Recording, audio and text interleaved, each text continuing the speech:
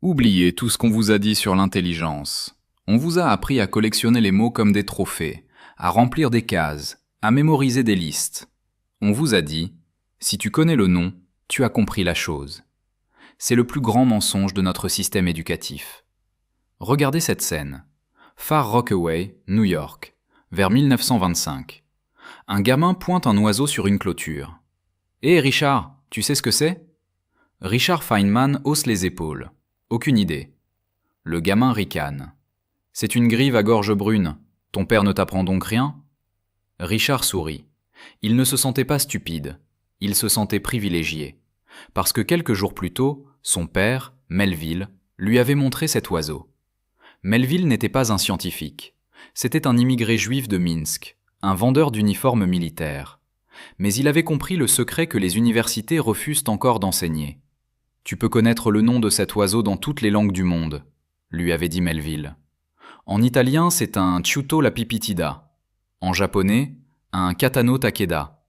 Et quand tu auras fini, tu ne sauras absolument rien sur l'oiseau. Tu sauras seulement des choses sur les humains et comment ils l'appellent. Alors au lieu de ça, regardons l'oiseau. Melville ne s'arrêta pas là. Il montra à Richard comment l'oiseau picorait ses plumes. Pourquoi ? Pour manger les poux. Et sur les poux, il y a des acariens qui mangent leur cire. Et dans le liquide rejeté par les acariens, des créatures encore plus petites. En un instant, l'oiseau n'était plus un mot dans un manuel. C'était un écosystème, une chaîne de vie cachée, un mystère organique. Le gamin dans la cour a eu un A en classe. Feynman a eu le prix Nobel. On vit dans un monde obsédé par l'étiquetage. On colle des mots comme gravité, inflation ou photosynthèse sur des boîtes noires et on s'arrête là. Mais aujourd'hui, on va déchirer les étiquettes. On va retourner votre cerveau pour voir le monde tel qu'il est, nu, brut et infiniment complexe. C'est ici que le mythe s'effondre. On croit que pour devenir un génie, il faut des gènes hors du commun ou des professeurs d'élite. Foutaise. Melville Feynman n'avait rien de tout ça. Il était né à Minsk, dans l'Empire russe, arrivé à New York à 5 ans sans un sou. Son rêve ? Devenir scientifique. Mais pour un gamin juif sans réseau, au début du XXe siècle, cette porte était verrouillée à double tour. Alors Melville est devenu vendeur d'uniformes. Mais il avait un plan subversif. Avant même la naissance de Richard, il a dit à sa femme « Si c'est un garçon, il sera scientifique. » Pas un ingénieur bien payé, pas un docteur respectable. Un scientifique. Quelqu'un qui regarde sous le capot de la réalité. Et il a commencé, avant même que le petit Richard ne sache parler. Imaginez la scène. Richard est dans sa chaise haute. Melville ramène un sac de vieux carreaux de faïence, des bleus et des blancs. Il les aligne sur le plateau comme des dominos. Richard les pousse, il tombe, il rit. Classique. Mais Melville corse le jeu. Il crée des motifs. 2 blancs, un bleu. 2 blancs, un bleu. Sa mère s'inquiète. « Laisse l'enfant tranquille. S'il veut mettre un carreau bleu, laisse-le faire. » Melville refuse. Pourquoi ? Parce qu'il n'enseigne pas un jeu. Il enseigne l'essence même des mathématiques élémentaires. Sans chiffres, sans équations, sans devoirs. Juste l'art de remarquer ce qui se répète. On vous a appris les maths comme une corvée de calcul. Melville les a montrées comme une musique visuelle. Résultat ? À la maternelle, Richard prédisait les motifs de tissage avant même qu'il ne soit fini. La maîtresse était stupéfaite. Ce n'était pas de la magie, c'était une méthode. Ne jamais accepter une image sans comprendre le système qui la génère. Melville a donné à son fils une boussole, tandis que l'école donnait à tous les autres une carte pré-remplie et périmée. Car voici le problème. L'école adore les réponses, mais la science n'est faite que de questions. En 1966, Feynman se tient devant l'Association nationale des professeurs de sciences. Il brandit un manuel scolaire. À l'intérieur, l'image d'un chien mécanique, d'une voiture, d'un enfant à vélo. Sous chaque image, la même question. Qu'est-ce qui le fait bouger ? La réponse du livre ? Un seul mot. L'énergie. Feynman explose. Pour lui, c'est l'anti-science par excellence. Si vous dites l'énergie, vous n'avez rien expliqué, vous avez juste inventé un synonyme pour Dieu ou la force magique. Melville, lui, aurait tracé un chemin. Le jouet bouge parce que le ressort est tendu. Pourquoi ? Parce que je l'ai remonté. Pourquoi ? Parce que j'ai mangé. D'où vient la nourriture ? Du soleil. Voilà la science. Un voyage, pas une étiquette. Melville proposait un test infaillible. Si tu ne peux pas expliquer un concept sans utiliser son nom technique, alors tu ne le comprends pas.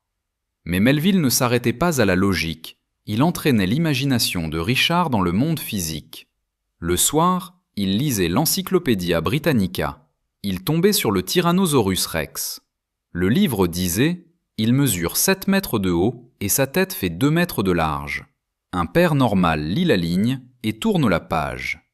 Melville s'arrêtait. « Visualisons cela, Richard. S'il était dans notre jardin, là, sa tête serait assez haute pour regarder par la fenêtre de ta chambre au premier étage. Mais elle serait trop large pour passer par l'ouverture. » Soudain, le chiffre n'est plus une abstraction froide. C'est un monstre vivant, une présence physique qui fait battre le cœur d'un enfant. Et puis, il y a eu la leçon sur l'honnêteté, la plus rare de toutes. Richard jouait avec un petit chariot. Il remarque qu'en tirant le chariot vers l'avant, la balle à l'intérieur roule vers l'arrière. Il court voir son père. « Pop, pourquoi la balle fait ça ?» Un professeur aurait dit « c'est l'inertie ». Melville a dit 5 mots que l'école refuse de prononcer. Personne ne sait pourquoi. Il a expliqué le principe. Les objets en mouvement tendent à rester en mouvement. Mais il a eu le courage d'admettre que le fondement ultime de cette loi reste un mystère de l'univers. Il apprenait à son fils à distinguer le mécanisme de la cause profonde, et surtout, à ne jamais avoir honte de dire « je ne sais pas ». Mais la leçon la plus subversive de Melville n'était pas nichée dans les lois de la physique. Elle était cachée dans les plis des uniformes qu'il vendait chaque jour. C'est ici que le scénario bascule du scientifique au philosophique. Melville montrait à Richard des photos dans le journal. Un jour, c'était le pape entouré d'une foule s'inclinant devant lui. Melville pointait l'image. « Regarde ces humains. Qu'est-ce qui différencie cet homme de tous les autres ? C'est son chapeau. C'est son costume. S'il l'enlève, il mange, il dort, et il va aux toilettes exactement comme toi. C'est le paradoxe du vendeur d'uniformes. Il gagnait sa vie en vêtant les hommes de prestige, tout en enseignant à son fils que le prestige est une illusion de tissu. Pour Melville, le titre d'un homme était exactement comme le nom de l'oiseau, une étiquette qui dissimule la réalité de ce qu'il y a en dessous. Propulsons-nous en 1943. Los Alamos, Nouveau-Mexique. Le projet Manhattan. Richard Feynman a 24 ans.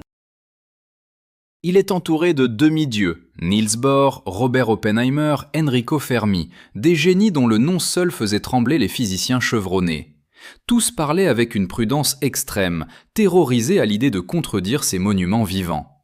Pas Feynman, il hurlait contre Bohr, pointait ses erreurs de calcul, refusait de plier. Pourquoi ? Parce qu'il ne voyait pas le prix Nobel, il voyait un homme en train de se tromper. Bohr, contre toute attente, l'adorait. Il convoquait Feynman en privé avant tout le monde pour tester ses idées les plus folles. Bohr savait que les autres étaient aveuglés par son uniforme de génie. Feynman, lui, avait été vacciné par son père contre le virus de l'autorité.